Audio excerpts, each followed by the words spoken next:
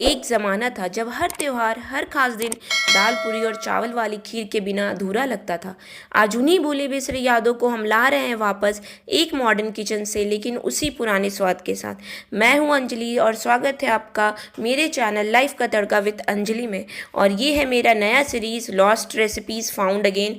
आज से अगले 30 दिन हम मिलकर पकाएंगे बिहार के वो खास खाने जो कहीं रास्तों में छूट गए हैं। आज हम बनाएंगे दाल पूरी, एक स्पाइसी मसालेदार पूरी जिसमें भुनी हुई चना दाल होती है और उसके साथ क्रीमी और अरोमेटिक चावल वाली खीर। मैंने यहाँ 2 कप चना दाल लिया है। आप अपने अकॉर्डिंग जितना चाहे उतना चना दाल ले लें और उसे अच्छे से 3-4 बार पानी में धो के उसे 4-5 घंटे फूलने के लिए छोड़ दें। और खीर के लिए मैंने आधा कप चावल लिया है, बासमती चावल, और उसे मैंने अच्छे से 4-5 बार धो के फूलने के लिए छोड़ दिया था। खीर बनने का मज़ा तभी है जब आप उसे स्लो कुक करें। एक भारी पतीला लीजिए और उसमें डाल दीजिए मिल्क। मैंने यहाँ 2 लीटर मिल्क का यूज़ किया है। आधे कप चावल के लिए 2 लीटर मिल्क एकदम परफेक्ट रेशियो है। और इसे आप लो फ्लेम पे उबलने दीजिए, हाई फ्लेम मत कीजिएगा। खीर बिल्कुल लो फ्लेम पे धीरे धीरे बनने दीजिए, तभी उसका टेस्ट अच्छा आता है। हाई फ्लेम में दूध नीचे लग जाएगा और पूरी खीर का टेस्ट ख़राब हो जाएगा। अब यहाँ पे आप अपने टेस्ट के अकॉर्डिंग ड्राई फ्रूट्स ले लीजिए। मैंने यहाँ काजू और बादाम का यूज़ किया है। मैंने सारे ड्राई फ्रूट्स को ना दरदरा कूट लिया है। अगर आप चाहें तो इसे छोटा छोटा चॉप भी कर सकते हैं।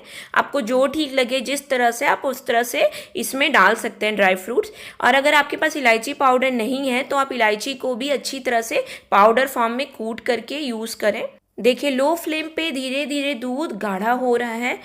अब मैं क्या करूँगी ना, 2 चम्मच दूध को आप अलग से किसी कटोरी में ले लें और उसमें 8 से 10 धागे आप केसर के डाल दें। अगर आपके पास नहीं है तो आप स्किप कर सकते हैं, बट इससे ना टेस्ट और कलर दोनों बहुत अच्छा इन्हांस हो जाता है। तो आप इस तरह से केसर के धागे डाल करके दूध को साइड कर दें और लो फ्लेम पे धीरे धीरे दूध को उबलने दें। इससे दूध गाढ़ा होगा और टेस्ट बहुत ही अच्छा इन्हांस हो जाएगा। दूध 40% रिड्यूस हो गया है और थोड़ा गाढ़ा भी हो गया है। अब इस स्टेज पे ना जो चावल हमने भिगो के रखा था उसे आप इसमें डाल दें और इसे अच्छी तरह से मिला लें और इसे लो फ्लेम पे ही उबलने दें। देखिए बहुत लोग ना स्टार्टिंग में ही चावल डाल देते हैं, बट आप इस तरह से बना करके देखिए, इससे टेस्ट बहुत अल्टीमेट आता है। अब इस स्टेज पे आप सारे ड्राई फ्रूट्स डाल दें और इसे उबलने दें, लो फ्लेम पे पकने दें धीरे धीरे।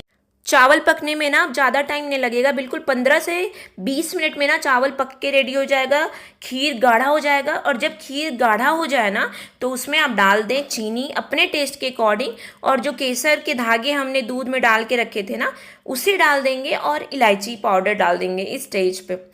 और खीर ना ठंडा होने के बाद भी गाढ़ा होता है, तो आप उसे बहुत ज़्यादा गाढ़ा ना रख करें। इस स्टेज पे जब आ जाए ना तो आप फ्लेम को ऑफ कर दें। आपका खीर बन के रेडी है। देखिए बिल्कुल इस तरह से, देखिए कलर भी बिल्कुल परफेक्ट है, टेक्सचर परफेक्ट है और इसका कंसिस्टेंसी भी बिल्कुल परफेक्ट है। तो इस स्टेज पे आप खीर को बंद कर दें। अब बनाएंगे बिल्कुल देसी स्टाइल में पूरी के लिए मसाला। तो यहाँ एक कढ़ाई चढ़ाएं, उसमें 2 चम्मच सरसों तेल डाल दें। तेल गरम हो जाए तो उसमें डाल दें जीरा और तेज पत्ता का फ़ोरन। इसे अच्छी तरह से गोल्डन ब्राउन होने दें। आप इस तरह से मसाला वो कढ़ाई में रेडी करेंगे ना तो इसका टेस्ट अल्टीमेट आता है। और जब पूरी में हम मसाला भरेंगे ना तो पूरी बिल्कुल फटेगी भी नहीं और तेल भी ज़्यादा एब्जॉर्ब नहीं करेगी। तो जब यहाँ पे जीरा थोड़ा गोल्डन ब्राउन हो जाए तो जो दाल को हमने भिगो के रखा था ना, इस स्टेज पे हम दाल को डाल देंगे। प्रेशर कुकर में अगर आप दाल को 3-4 सीटी लगा के पकाएंगे ना तो दाल भुरभुरा नहीं होता है। इससे क्या होता है ना, पूरियाँ फट जाती हैं। तो इस स्टेज पे हम कुछ बेसिक मसाले डाल देंगे, लहसुन, अदरक, नमक, हल्दी पाउडर और गरम मसाला। आप इस स्टेज पे मिर्च भी डाल सकते हैं, लेकिन अगर आप बच्चों के लिए बना रहे हैं ना तो मसाला को रेडी करने के बाद आप थोड़ा मिर्च इसमें डाल दीजिए। मैंने यहाँ 1.5 गिलास पानी का यूज़ किया है। पानी उतना इस्तेमाल करें जिसमें दाल से थोड़ा सा अधिक पानी होना चाहिए और इसे ढक कर के लो फ्लेम पे धीरे धीरे पकने देंगे। अब हम क्या करेंगे, आटा को गूंथ लेते हैं जब तक दाल पक के रेडी होता है। तो आटे में कुछ भी एक्स्ट्रा चीज़ नहीं डालना है, क्योंकि दाल का ही टेस्ट जो होता है ना वो बहुत लाजवाब होता है। तो आटा में थोड़ा सा घी, अगर आप चाहें तो थोड़ा सा नमक डाल सकते हैं और इसे अच्छे से गूंथ लें।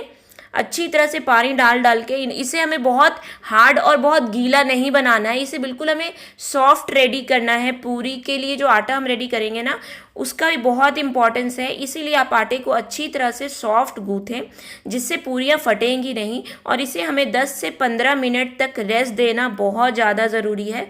तो मैंने यहाँ पे आटा गूँथ करके रेडी किया, देखिए कुछ इस तरह का डो हमें तैयार कर लेना है, ना ज़्यादा गीला ना ज़्यादा हार्ड, बिल्कुल सॉफ्ट डो। इससे पूरियाँ बिल्कुल परफेक्ट बन के तैयार होंगी। बीच बीच में ना आप दाल को चलाते रहें, दाल को पकने में आधा घंटा लग जाएगा। आधे घंटे के बाद जब पानी पूरी अच्छी तरह से एब्जॉर्ब हो जाएगा ना, तो आप दाल को उंगलियों के बीच दबा के देखें, दाल अगर टूट रहा है तो दाल आपका पक के रेडी है। अब दाल को ना मिक्सर ग्राइंडर में अच्छी तरह से पीस ले, देखिए बिल्कुल भुरभुरा सा बना है ना। अगर आप प्रेशर कुकर में इस दाल को पकाते ना तो गीला गीला सा रहता, बट हमें दाल पूरी बनाने के लिए बिल्कुल इसी परफेक्ट टेक्सचर का दाल चाहिए। और ये टेक्सचर अगर आपको लाना है ना, तो आप कढ़ाई में ही दाल को अच्छी तरह से पकाएं। टाइम ज़रूर लगेगा लेकिन बिल्कुल परफेक्ट बन के तैयार होगा। और अब यहाँ पे आप धनिया पत्ता और मिर्च को इसमें डाल दें और मिला दें। अब एक कढ़ाई चढ़ाएं और उसमें रिफाइंड तेल डालें और उसे अच्छी तरह से गर्म कर लें। अब आटे में से एक छोटी सी लोई काटें और उसे अच्छी तरह से गोल कर लें और उसे कटोरी के फॉर्म में इस तरह से बना लें। और हमें दाल को बहुत ज़्यादा नहीं भरना है और बहुत कम भी नहीं भरना है। और इस तरह से भर के ना आप गोल गोल गोल गोल घुमा करके अच्छी तरह से इसे पूरी तरह से बंद कर लें।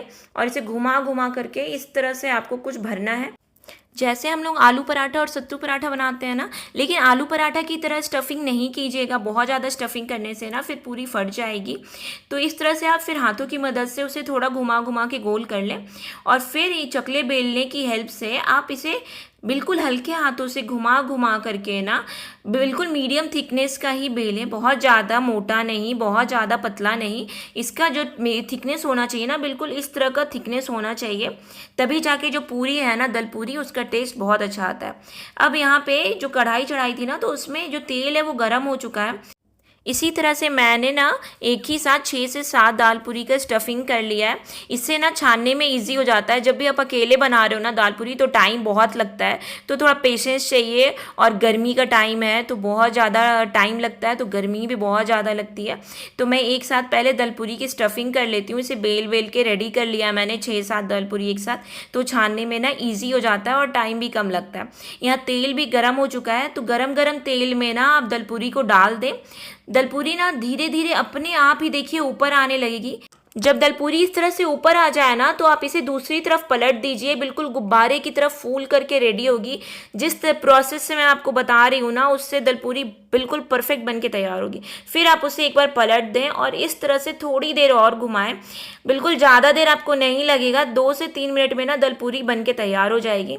तो इसी तरह से आप सारी दलपूरी को छान लें। एक साइड को पहले ऊपर आने दें, अपने आप तेल में ऊपर आए तो उससे आप दूसरी साइड पलट दें। फिर दूसरी साइड को अच्छी तरह से पकने दें, वो अपने ही गुब्बारे की तरफ फूल जाएगी, मतलब आपका दलपूरी बन के रेडी है। तो इस तरह से मैं सारी दलपूरी को बना ली। लगता है इस थाली को बनाने में, लेकिन आज जब मैंने पूरी खाई मुझे लगा जैसे कुछ यादें ज़िंदा हो गई हैं। बचपन में जब हर घर में पूरी खीर बनती थी, एक अलग सी खुशबू पूरे मोहल्ले में फैल जाती थी। पर आज की रेस भरी ज़िंदगी में ना वो स्वाद मिलता है ना समय। आज जब मैंने पहली बाइट ली ना, तो मुझे लगा जैसे टाइम ट्रैवल ही कर लिया हो। दादी के हाथ, माँ की मुस्कान, सब याद आ गया। देखिए इस थाली को, एक तरफ गर्मा गर्म दलपूरी और एक कटोरी में मीठी चावल वाली खीर। स्वाद भी है, यादें भी हैं। तो क्यों ना हम सब मिलकर इन पुरानी रेसिपीज़ को दोबारा जीवित करें। कल मिलते हैं एक नए स्वाद के साथ। तब तक के लिए वीडियो को लाइक करें, शेयर करें, अपनी यादें और सब्सक्राइब ज़रूर करें। तब तक के लिए बाय बाय।